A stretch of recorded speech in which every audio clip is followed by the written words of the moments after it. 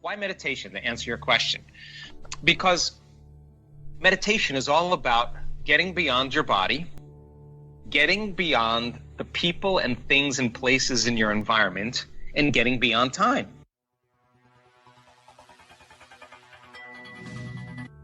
When you react to someone or something, and you turn on that fight or flight nervous system, there's an imbalance that's taking place in your brain and body because the chemicals of stress arouse us because there's danger out there, or there's some threat, or we can't control or predict something, or that we have a perception that things can get worse.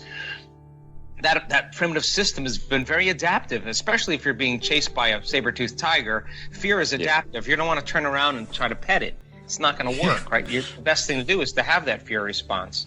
Or if you're protecting your family, then fear turns into anger, and now it's adaptive because you have to protect the people that you care about and love. So it's been very adaptive, but the complexity of life has created, some really big problems, because now it becomes very maladaptive when it's an email or the coworker that's sitting next to you, or traffic, or the news, or whatever. So when you turn on that system and you can't turn it off, now you're headed for some type of disease because you can't live in emergency mode for all that time. So anything you do that puts you out in nature and takes you from the narrow focus of your problem to an open focus of water and waves and an infinite space, and your brain is in nature and you're no longer focusing, you're taking your attention off it.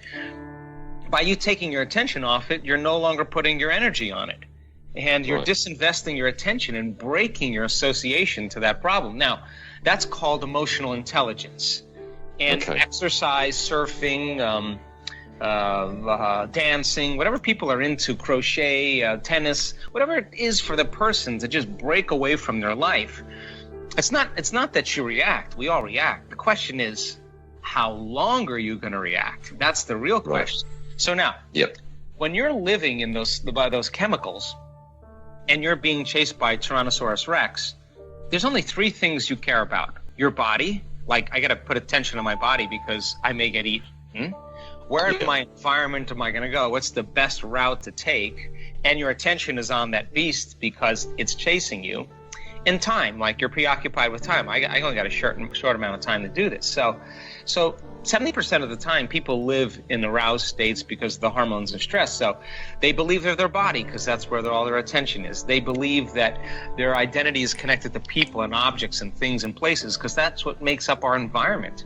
And of course, people are always trying to predict the future based on the past, and they're never in the present moment. So the very hormones of stress heighten our senses, cause us to become materialists, and we narrow our focus on the danger.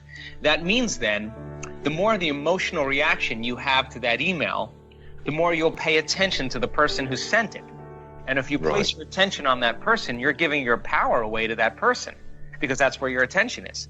So by you breaking free from your emotional reaction, you disinvested your attention, and now you broke the refractory period of that emotion. Some people will do that for days, right? And it'll turn into a mood and then a temperament. So why meditation, to answer your question?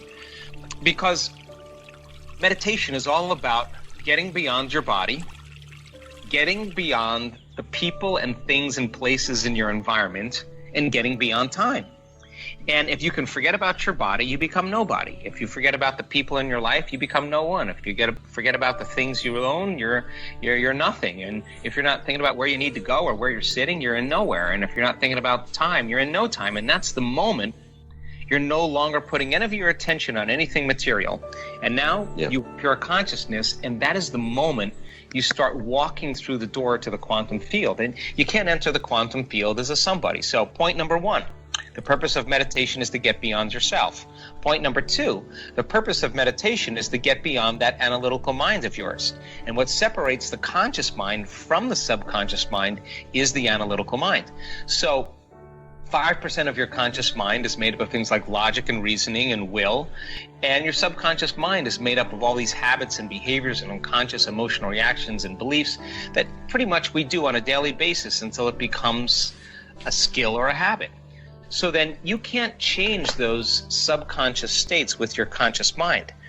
So it turns out if you can teach someone how to slow their brainwaves down from that aroused beta state into alpha, and begin to slow the brainwaves down into theta. Now they're in the operating system where they can begin to make those changes in the subconscious. So then we teach people how to regulate their states, and it isn't actually hard.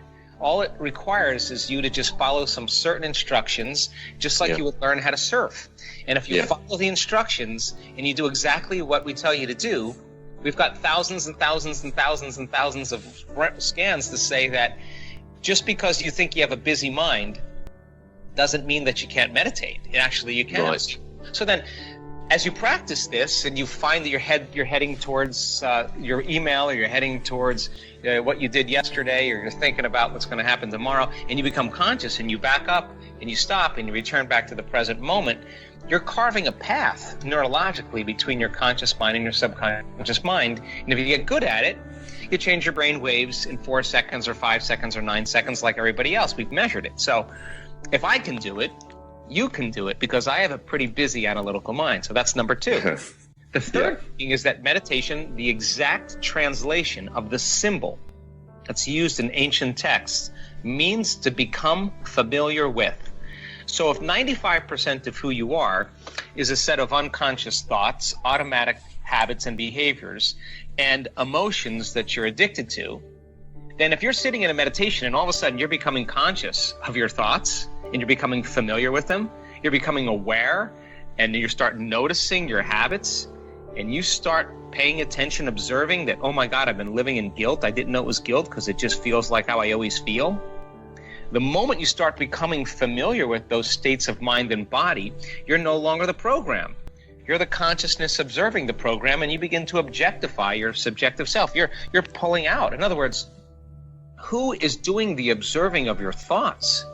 That's who you really are when you're conscious and you're not immersed in the program. So then, that's the old self. So now, how you think, how you act, and how you feel is called your personality. And your personality creates your personal reality. So if you want to create a new personal reality, you got to change your personality. So now you're conscious of those unconscious states, and you're so conscious of them that you'll never go unconscious during your day. And the thought that I can, or it's too hard, or I'll start tomorrow, or you're angry or you're frustrated, you'll become aware that you're doing that, and it won't happen. So now you're in the unknown. So then you say, all right, what thoughts do I want to fire and wire in my brain? What thoughts do I want to put my attention behind? What behaviors do I want to demonstrate today? And the act of closing your eyes and rehearsing your behaviors, if you're truly in the present moment, your brain does not know the difference between what's happening in your outer world and what's happening in your inner world.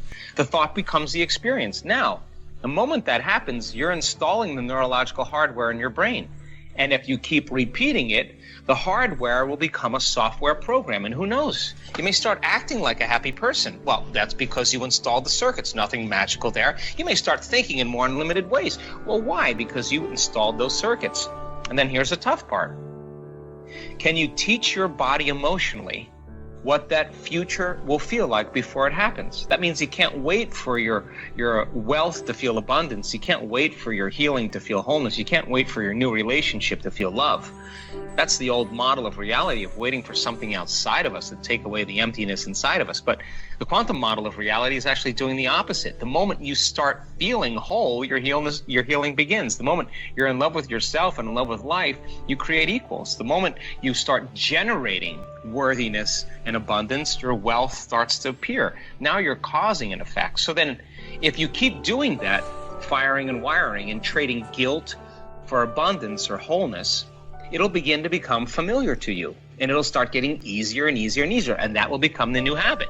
Then all of a sudden you start having these synchronicities, these coincidences, these crazy things start appearing in your life out of nowhere because you're no longer the same person. Your personal reality is connected to a new personality, and when you see those feedback mechanisms, you start seeing those things happen. You start believing that you're more of a creator of your life, and now you do it with more passion and more conviction. I always say that energy is a moving freight train, and it's exactly the words I use because people have no idea.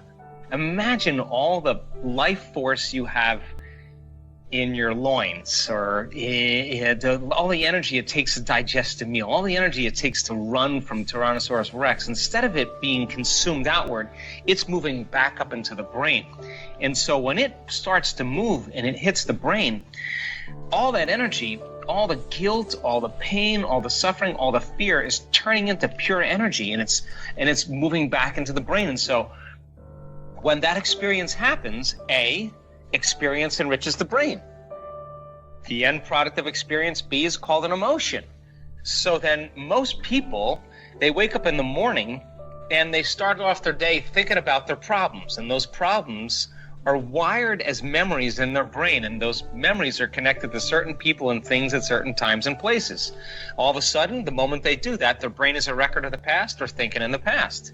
Those memories create emotions, and those emotions then are feedback from past experiences. So the whole entire state of being of a person is in the past. And you say to the person, why are you feeling so bad? Well, I had this event that happened to me 25 years ago or 10 years ago or last week or 6 months ago.